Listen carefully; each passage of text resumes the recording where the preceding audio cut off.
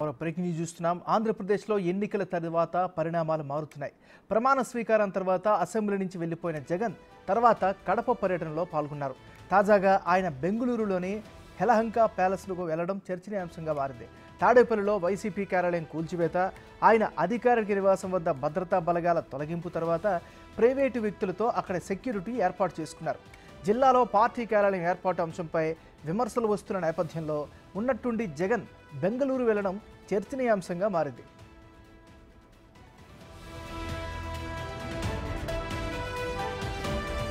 దాదాపు 10 ఏళ్ల తర్వాత యలహంక ప్యాలెస్కు జగన్ వెళ్లారు. అధికారంలో ఉన్నప్పుడు ఒక్కసారి కూడా ఆయన ఆ ప్యాలెస్కి వెళ్లిన దాఖలాలు లేవు. ఓటమి తర్వాత వైసీపీ అధినేత బెంగళూరుకు వెళ్లడంపై రకరకాల వార్తలు వినిపిస్తున్నాయి.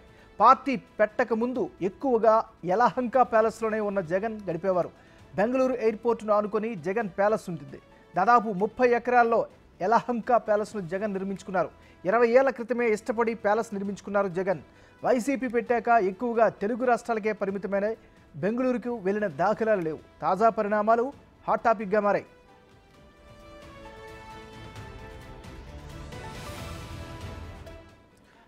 బులెటిన్లో మనం బ్రేకింగ్ న్యూస్ చూస్తున్నాం. ఆంధ్రప్రదేశ్లో ఎన్నికల తర్వాత పరిణామాలు మారుతున్నాయి.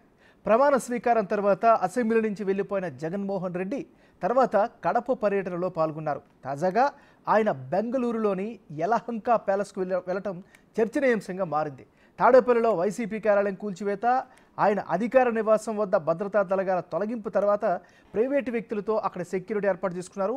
ఇక ఇదే అంశానికి సంబంధించి మరింత తాజా సమాచారాన్ని మా ఇన్పుట్ ఎడిటర్ పవన్ అందిస్తారు. పవన్, చెప్పండి.